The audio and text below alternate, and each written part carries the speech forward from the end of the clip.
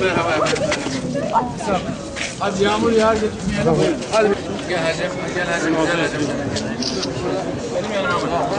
Tamam. Değerli konuklarımız, Mihratlı Abdülkadir Can Anadolu İmam Hatip öğrencilerimiz tarafından töremimize katılan Sayın Başbakan Yardımcımıza, Sayın Valimize ve Sayın Büyükşehir Belediye Başkanımıza çiçek takdim edecektir. Büyükşehir Belediye Başkanımız ve Bursa Valiliği İl Milli Eğitim Müdürümüz adına sizleri sevgi ve saygıyla selamlıyoruz. Törenimize hoş geldiniz, sefalar getirdiniz.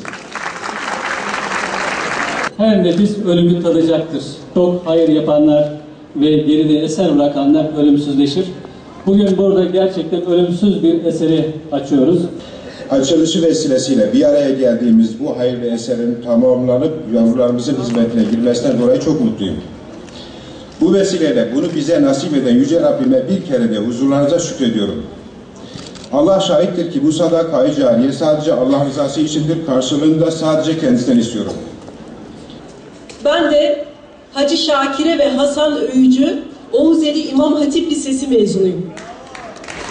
Evet, bir hayırsever çıkmıştı, bir İmam Hatip Lisesi yapmıştı.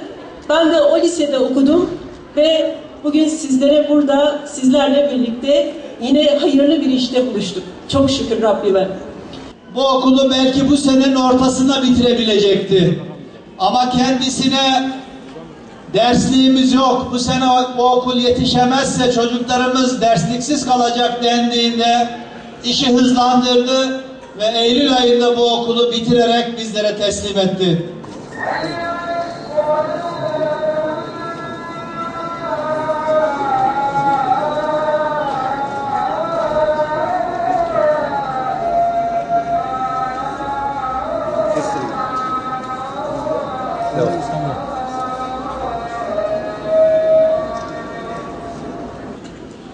Artık 31 Ekim'den bu yana Türkiye Büyük Millet Meclisi'nde başörtülü hanım milletvekillerimiz var.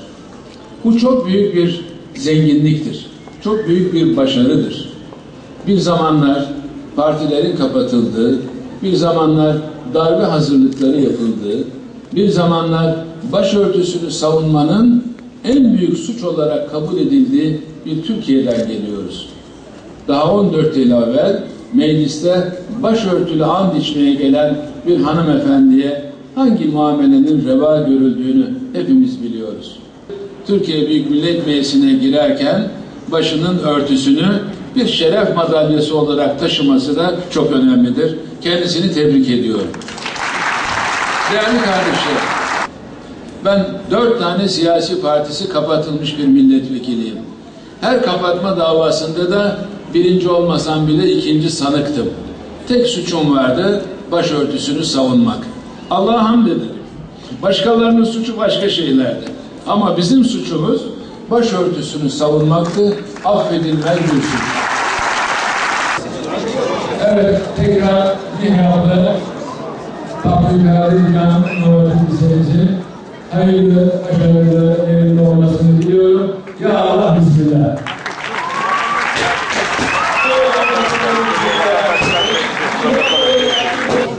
Daha işi olan var mı? Bir, iki. Biraz ya. Sen radyo işareti gibi 4 oldu. Bir Ayşe. Başka? Annemin adı. Hadi bakalım. Münevver var mı içinizde? Yok. Eyvah, hanıma söyleyeceğim. Allah razı olsun. Türkçe ders verir mi hocam? Okulunuzu sevdiniz mi? Okulumuzu yaptıran muhterem amcayı tanıyor musunuz? Merhaba arkadaşlar.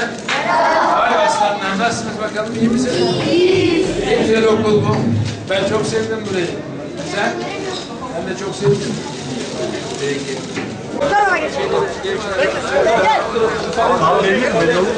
Mehmet gel Mehmet.